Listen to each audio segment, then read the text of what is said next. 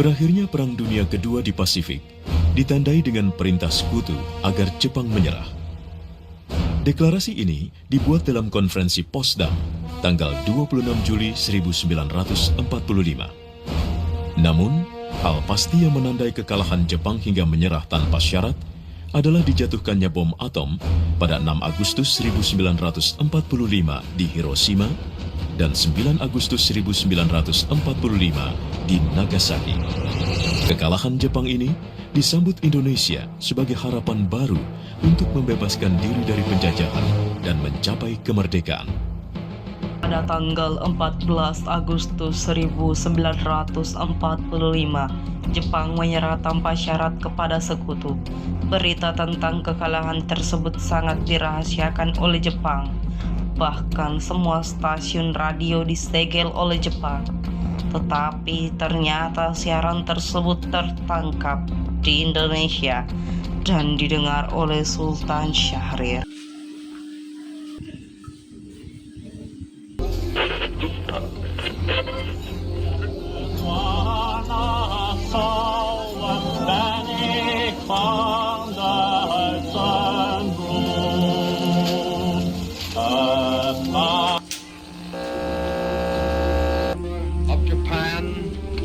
And the Japanese government and the Japanese Imperial General Headquarters to sign the instrument of surrender at the places indicated. Sore hari, setelah mendengar berita tentang kekalahan Jepang, Sultan Syahrir dan para pemuda mengadakan rapat di Jakarta.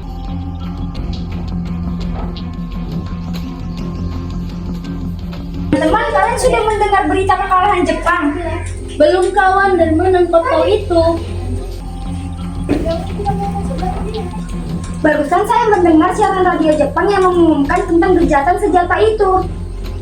Berarti negeri kita sekarang ini dalam kondisi vacuum of power. Benar, saya mengumpulkan kalian semua di sini untuk membahas masalah ini. Tepat sekali, kita harus berbagi tugas. Wikana dan Khairul, kalian pergi ke kediamannya Soekarno untuk membahas tentang ini. Saya dan Bung Darwis akan mengumpulkan para pemuda untuk merebut kekuasaan dari Jepang. Rapat pun diakhiri. Keesokan harinya pada tanggal 15 Agustus tahun 1945, Khairul Saleh, Sultan Syahrir, Wikana, dan Darwis tiba di kediaman Soekarno dengan maksud menyampaikan hasil keputusan rapat. Kita harus memproklamirkan kemerdekaan sekarang, Bung. Ini leherku. Share aku pojok itu sekarang. Dan foto malam ini leherku. Kau tidak perlu menunggu si leher rusak. Tapi ini saat yang tepat, Bung. Jepang sudah kalah oleh sekutu dan tak ada kuasa lagi di negeri ini. Mengapa harus menunggu esok? Jepang adalah masa yang kelam. Belum lagi kita harus menghadapi Belanda yang hendak kembali berkuasa di negeri ini. Jika saudara tidak setuju dengan apa yang saya katakan dan mengira diri saudara untuk menaklukkan kekuatan, mengapa datang kepada Soekarno dan memintanya untuk memproklamirkan kemerdekaan? Mengapa harus menunggu janji manis itu? Jepang sendiri bahkan telah kalah dalam perang Sisilia. Kekuatan segintir itu kita tidak akan mampu untuk melawan perang milik armada Jepang. Coba pikirkan bagaimana kita bisa mempertahankan kemerdekaan Indonesia. Coba bayangkan bagaimana kita bisa tegak di atas kekuatan kita sendiri. Tapi semakin cepat kita memproklamasikan kemerdekaan, akan semakin cepat pula kita mengakhiri penderitaan rakyat selama ini. Inilah yang ditunggu-tunggu bangsa kita, Bung. Baiklah, tapi berikan kami waktu untuk berunding sebentar. Karena masing-masing mempertahankan pendapatnya, keempat orang golongan muda tersebut berpamitan kepada Bung Karno. Mereka meninggalkan kediaman Bung Karno dengan wajah kesal. Kemudian Soekarno meminta para golongan tua untuk datang ke kediamannya dan membicarakan permasalahan tersebut. Bagaimana ini para pemuda menuntut untuk segera melakukan proklamasi kemerdekaan? Dan kita Bung, kita semuanya butuh waktu untuk mempersiapkan secara matang agar tidak terjadi sesuatu yang tidak kita inginkan. Saya setuju. Menurut saya yang terpenting sekarang yaitu kita harus melawan para sekutu yang ingin kembali berkuasa di negeri ini. Selain itu, masalah kemerdekaan sebaiknya kita bicarakan lagi pada sidang PPKI 18 Agustus mendatang. Lalu bagaimana dengan pendapat golongan muda? Apa kita abaikan saja? Pemikiran mereka masih terlalu pendek karena mereka masih muda. kita harus mempersiapkan dengan matang kemerdekaan ini. Baiklah Bung, berarti kita semua sepakat. Meski berat hati dengan keputusan Soekarno, para pemuda yang telah meninggalkan kediaman Soekarno tetap tidak putus asa. Mereka pun menyusun strategi bagaimana membujuk Soekarno dan Muhammad Hatta untuk memproklamasikan kemerdekaan segera mungkin. Akhirnya mereka memutuskan untuk mengasingkan kedua tokoh tersebut ke Rengas Dengklok agar terhindar dari pengaruh Jepang di Jakarta. Para pejuang dari golongan muda membawa Soekarno dan Hatta ke Rengas Dengklok, dekat Karawang. Pengamanan pun berjalan lancar karena dibantu oleh Latif Hendra Ningrat yang merupakan prajurit pembela tanah air berpangkat Sudanko atau Komandan Kompi. Tepat pada pukul 4.30 dini hari pada tanggal 16 Agustus 1945, Soekarno bersama Fatmawati dan putra sulungnya Guntur serta Hatta dibawa ke Rengas Dengklok. Kemudian ditempatkan di rumah seorang warga keturunan Tionghoa bernama Chiao Kisong. Pembicaraan pun dilakukan dan disepakati bahwa kemerdekaan harus segera dideklarasikan di Jakarta. Selanjutnya Ahmad Subarjo bersama dengan Sudiro dan Yusuf Kunto menuju Rengas Dengklok untuk menjemput Soekarno-Hatta dan membawa keduanya kembali ke Jakarta. Soekarno dan Muhammad Hatta pergi meninggalkan tempat tersebut, sementara Ahmad Subarjo dan Chairul Salim tinggal sebentar untuk membahas tempat pembuatan teks proklamasi. Bagaimana kita akan membicarakan naskah proklamasi untuk mendeklarasikan kemerdekaan ini? Kita butuh tempat untuk membahasnya, Bung. Tapi hari sudah malam, tidak mungkin pihak Jepang mengizinkan kita untuk membahasnya sekarang. Apalagi jika mereka tahu bahwa kita akan membahas proklamasi. Saya punya ide. Kita akan meminjam rumah perwira Jepang Laksamana Medan. Selesailah perundingan di Rengas Dengklok. Semua anggota golongan muda maupun golongan tua kembali ke Jakarta untuk membahas lanjut rencana proklamasi kemerdekaan tanggal 17 Agustus 1945. Permisi. Selamat malam, ada apa Bung? Maaf mengganggu Anda malam-malam begini. Kami perlu tempat untuk membicarakan tentang rencana kemerdekaan yang akan kami laksanakan besok. Benarkah itu? Kalau begitu masuklah, saya turut gembira mendengar kabar ini. Gunakan ruangan yang kalian butuhkan, saya pergi istirahat dulu. Terima kasih Pak Perwira.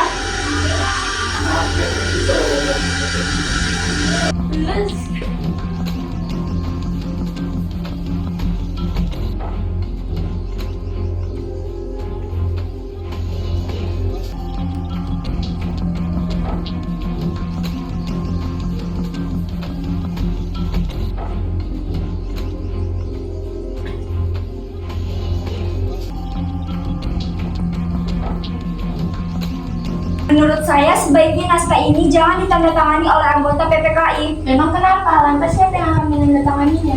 PPKI kan adalah lembaga bentukan Jepang. Kita sudah sepakat dari awal untuk tidak melaksanakan proklamasi tanpa campur tangannya Jepang. Tahu benar nak, bagaimana menurutmu Bung? Adakah dari kalian yang ingin mengasih pendapat untuk menyelesaikan masalah ini? Bagaimana jika naskah ini ditandatangani oleh hadirin yang dalam saat ini, seperti Amerika ketika menandatangani teks deklarasinya? Jangan, kita tidak boleh meniru, kita harus berbeda dari bangsa lain. Lalu bagaimana Bung Karno? Karena ini semua berkat jasa-jasa Indonesia, berarti kita buat atas nama bangsa Indonesia. Saya setuju dan saya punya usul. Bagaimana jika teks ini ditandatangani oleh Anda dan Bung Hatta? Usulan yang bagus. Gimana semua hadirin? Kami setuju!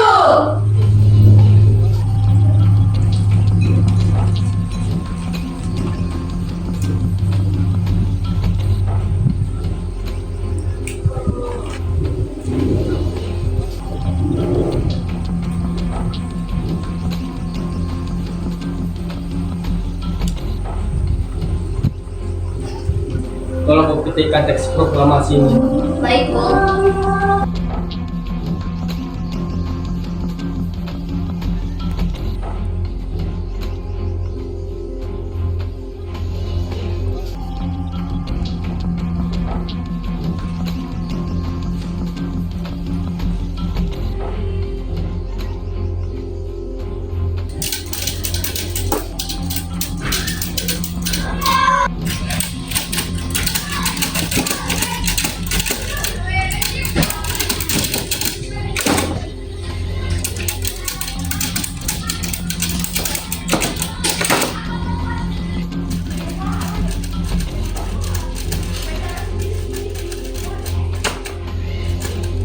Setelah usai perundingan di rumah Laksamana Maida, Soekarno pulang dan disambut oleh istri tercinta.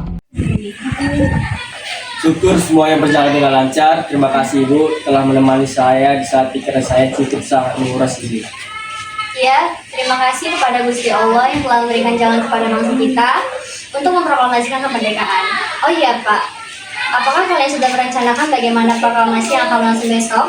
Sudah, upacara bendera sudah bisa kita laksanakan. Diiringi dengan lagu Indonesia Raya karya Bung Supratman. Bukankah kita belum punya bendera? Harus bagaimana? Ya ampun Ibu, Bapak sampai lupa. Bagaimana jika Ibu saja yang mencari bendera merah putih? Tapi Pak, Ibu tidak punya sisa kain lagi. Ibu sisa tinggal warna merah dan putih saja. Apakah tidak apa-apa? Tentu, buatlah bendera merah putih yang sederhana yang kita namai Sang Merah Putih. Setidaknya kita sudah berusaha untuk menyediakannya.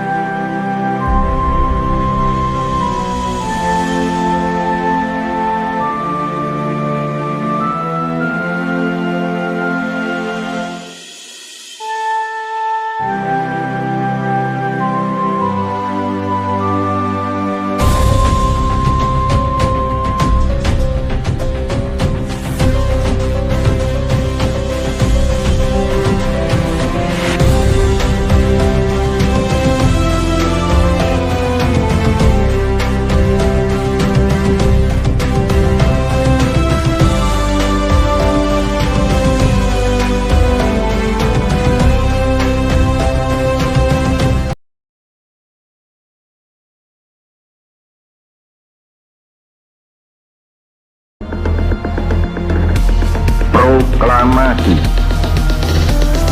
Kami, bangsa Indonesia, dengan ini menyatakan kemerdekaan Indonesia.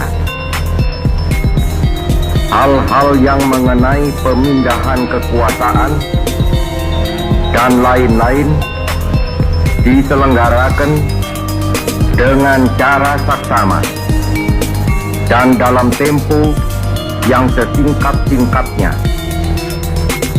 Jakarta, 17 Agustus 1945, atas nama bangsa Indonesia, Soekarno, Hatta.